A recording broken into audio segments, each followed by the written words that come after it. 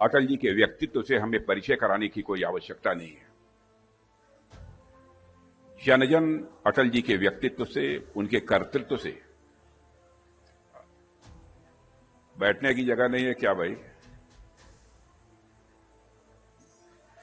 अटल जी के व्यक्तित्व और कर्तृत्व से अच्छी तरह परिचित है। आपने देखा होगा कि कुछ व्यक्ति ऐसे होते हैं जब किसी पद पर बैठे होते हैं तो उसके पद के कारण उनका सम्मान होता है, ओहदे के कारण उनका सम्मान होता है।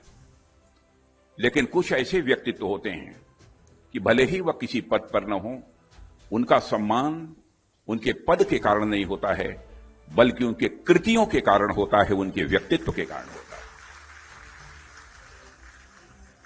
श्रद्धेय अटल बिहारी वाजपेयी जी एक वैसी ही शख्सियत थे जैसे आप सभी यहां पर पढ़े लिखे लोग बैठे हैं। आप जानते हैं 111 तीनों एक एक एक हैं, लेकिन पहले का जो एक है उसकी वैल्यू 100 है, 20 का जो एक है उसकी वैल्यू 10 है, और अंतिम में जो एक है उसकी वैल्यू 1 है। लेकिन कौन कहां पर बैठा है इस कारण उसका मूल्यांकन होता है, लेकिन यह चीज श्रद्धेय अटल बिहारी वाजपेयी जी पर लागू नहीं होती है। एक ऐसा अद्भुत उनका व्यक्तित्व था। आज अटल जी की जयंती की पूर्व संध्या पर हम सब यहां पर एकत्रित हुए हैं। आमतौर पर जब भी महापुरुषों की जयंती मनाई जाती है तो बहुत ही गंभीर होती है और सामान्यतः वो औपचारिक भी होती है। लेकिन जब व्यक्तित्व श्री अटल बिहारी वाजपेयी जी जैसा जीवंत हो और जिंदा दिल हो मेरे बहनों भाइयों, तो उनकी जयंती भी स्वाभाविक रूप से एक अपना अलग स्वरूप ले लेती है। मैंने देखा है कि जब भी उनकी जयंती का कार्यक्रम होता है, भले ही वो हमारे बीच नहीं है, लेकिन उनको श्रद्धांजलि अर्पित करने के लिए लोगों के अंदर एक ललक होती है, और जो भी कार्यक्रम आयोजित होते हैं उन कार्यक्रमों में लोग भाग लेते हैं। यह खुशी की बात है कि इस आयोजन का माहौल, मैं मानता हूं, न तो औपचारिक है न ही बहुत बोझिल है, बल्कि अपनत्व और आत्मीयता से यह पूरी तरह से भरा हुआ है। ठीक वैसे ही जैसे अटल जी का जीवन और उनका व्यक्तित्व था जो हर किसी को छू जाता था, और इसको जीवंत बनाने के लिए मैं समझता हूं कि भारत के ही नहीं बल्कि दुनिया के माने जाने कवि भी यहां पर मौजूद हैं। उनका नाम लेने की जरूरत नहीं है, आप सभी अच्छी तरह जानते हैं। साथियों, अटल बिहारी वाजपेयी जी का जहां तक प्रश्न था, सार्वजनिक जीवन की उथल पुथल और शोर शराबे में भी कविता के कोमल स्वर को सदैव उन्होंने जीवित रखा है। एक जनप्रिय नेता के रूप में श्री अटल बिहारी वाजपेयी जी देशवासियों के मन पर अमिट छाप उन्होंने छोड़ी है। इस सच्चाई को भी कोई नकार नहीं सकता है, लेकिन उतनी ही गहराई से उन्होंने अपनी कविता के माध्यम से लोगों के दिलों को जीतने में भी उन्होंने कामयाबी हासिल की है। हम सभी इसे स्वीकार करते हैं। और जिन दिनों अटल जी 10वीं कक्षा में पढ़ते थे, शायद आपको जानकारी होगी कुछ लोगों को, उन्होंने अपनी लोकप्रिय कविता जो पहली लिखी थी, हिंदू तन मन हिंदू जीवन रग रग हिंदू मेरा परिचय, यह कविता उन्होंने लिखी थी। और 10वीं कक्षा में पढ़ने वाले छात्र की उम्र ही क्या होती है, लेकिन उस समय इस कविता को सुनकर बहुत सारे बड़े बड़े दिग्गजों ने, विद्वानों ने कहा कि यह व्यक्ति सामान्य व्यक्ति नहीं है, बल्कि यह व्यक्ति भारत का भविष्य है। अटल बिहारी वाजपेयी जी के बारे में उस समय ही लोगों ने कहा था। सन 1942 में कालीचरण कॉलेज के ओटीसी में कैंप लगा था, और उस समय राष्ट्रीय स्वयंसेवक संघ के सरपंच संघ चालक गुरुजी उसमें मौजूद थे। जब उनके सामने उन्होंने यह कविता पढ़ी तो पूरा का पूरा सभागार ही तालियों की गड़गड़ाहट से गूंज उठा था। साथियों, अटल जी से मैं समझता हूं कि लखनऊ के लोग विशेष रूप से, जो कम आयु के लोग हैं उनके बारे में तो नहीं कह सकता, लेकिन बड़ी आयु के लोग हैं, अधिकांश लोग किसी न किसी प्रकार, किसी न किसी रूप में अटल जी के संपर्क में आए हैं। अटल जी की यह बात कोई हम कभी नहीं भूलते, और बराबर चित्त में मैं बैठा कर रखता हूं। और जहां पर भी मेरा कार्यालय पार्टी का राष्ट्रीय अध्यक्ष रहते हुए अथवा जहां कभी बना, अपने रक्षा मंत्रालय में भी इसको लगवा कर रखा है कि छोटे मन से कोई बड़ा नहीं होता, टूटे मन से कोई खड़ा नहीं होता। और मैं कहना चाहता हूं, सचमुच यह बात तो हमारे अंदर तक बैठ गई है और मैं अक्सर सार्वजनिक सभाओं में भी इसे समय समय पर दोहराता रहता हूं। बराबर अटल बिहारी वाजपेयी जी इस बात के लिए सजग रहते थे कि ऊंचाइयों पर व्यक्ति प्रायः अकेला हो जाता है। जब भी बड़ी ऊंचाई हासिल होती है व्यक्ति अकेला हो जाता है। पद, प्रतिष्ठा और बड़े दायित्व कई बार हमें लोगों से दूर कर देते हैं। यह बोध उनके मन में हमेशा रहा कि ऊंचा होना और अलग थलग हो जाना दोनों एक बात नहीं है। उनकी सबसे जानी मानी कविता ऊंचाई भी, उस कविता का नाम ही उन्होंने ऊंचाई रखा था, ऊंचाई भी इसी भाव को व्यक्त करती है। और यह कविता उन्होंने 1992 में पद्म विभूषण की उपाधि प्राप्त करने के बाद यह लिखी थी। इस कविता में अटल जी ने लिखा है, जरूरी यह है कि ऊंचाई के साथ विस्तार भी हो। जरूरी यह है कि ऊंचाई के साथ विस्तार भी हो, जिससे मनुष्य ठूंठ सा खड़ा न रहे, जिससे मनुष्य ठूंठ सा खड़ा न रहे, औरों से घुले मिले, किसी को साथ ले और किसी के संग चले। यह अटल बिहारी वाजपेयी जी ने लिखा। और यह कहा जा सकता है मेरे बहनों भाइयों कि अटल जी के जीवन में ऊंचाई के साथ साथ विस्तार भी था। इसी कविता की अंतिम पंक्तियां है कि हे प्रभु, मुझे इतनी ऊंचाई कभी मत देना, गैरों को गले न लगा सकूं, इतनी रुखाई मत देना।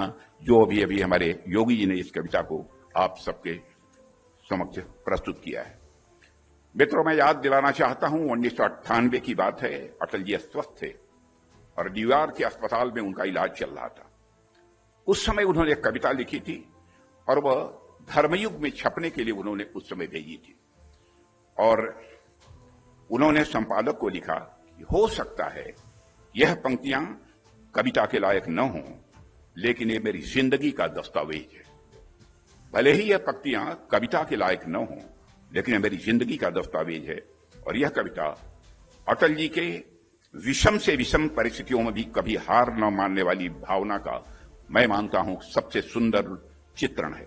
उन्होंने लिखा था, टूटे हुए सपनों की कौन सुने सिसकी, टूटे हुए सपनों की कौन सुने सिसकी, अंतर की चीर व्यथा पलकों पर ठिक ठिक ठिठकी, हार नहीं मानूंगा, रार नहीं ठानूंगा, काल के कपाल पर लिखता मिटाता हूं, गीत नया गाता हूं। कैसा विलक्षण व्यक्तित्व था। और आप सब जानते हैं कि अटल जी जितने गंभीर थे उतने ही विनोद प्रिय थे। और लखनऊ के लोग तो विशेष रूप से उनके इस व्यक्तित्व से परिचित हैं। हंसते हंसते भी अटल जी बहुत ही गंभीर बातें बोल जाया करते थे। एक बार कुछ लोगों ने उन पर आरोप लगाया कि वह बहुत फर्म नहीं है, अटल जी आप बहुत दृढ़ नहीं हैं। तो उन्होंने इस अंदाज में कहा, क्यों आपने कहा? मैं आपसे कहना चाहता हूं कि आप नहीं जानते, भूल गए क्या, मैं अटल भी हूं लेकिन साथ ही बिहारी भी हूं।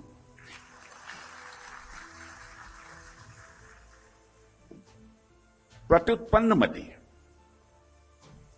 हमारे अटल बिहारी वाजपेयी जी थे। आपातकाल के दौरान में उनकी पीठ में जब दर्द हुआ, उस समय वह हिरासत में थे।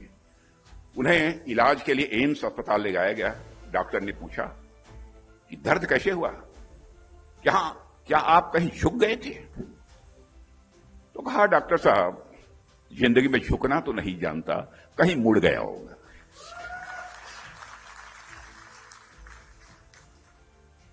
इसी बात से प्रेरित होकर अटल जी ने आपातकाल के विरुद्ध एक कविता लिखी थी कि दांव पर सब कुछ लगा है, दांव पर सब कुछ लगा है, रुक नहीं सकते, टूट सकते हैं मगर हम झुक नहीं सकते। एक घटना मैं आप सबके रखना चाहता हूं, 2006 की है। कुछ पत्रकारों ने अटल जी से पूछा, क्या इराक ऑयल कॉन्ट्रैक्ट घोटाले में कांग्रेस को बचाने के लिए पूर्व विदेश मंत्री नटवर सिंह को बलि का बकरा बनाया गया है? तो अटल जी ने जानते हैं क्या जवाब दिया? ये पूछा लोगों ने, क्या उस पर पर्दा डालने के लिए उस भ्रष्टाचार पर नटवर सिंह जी को बलि का बकरा बनाया गया था? तो उन्होंने मुस्कुराते हुए जवाब दिया, मैं शाकाहारी हूं। बहनों भाइयों, एक बार जब अटल जी पाकिस्तान के दौरे पर थे ध्यान से सुनिएगा। जब एक बार वो पाकिस्तान के दौरे पर थे, एक अविवाहित महिला ने उनसे कहा, उनके भाषण से प्रभावित होकर, आप मुझसे शादी कर लें लेकिन मुंह दिखाई में मुझे कश्मीर दे दें। तो उन्होंने कहा कि मैडम, मैं भी आपसे शादी करने को तैयार हूं, लेकिन दहेज में मुझे पूरा पाकिस्तान दे दीजिए।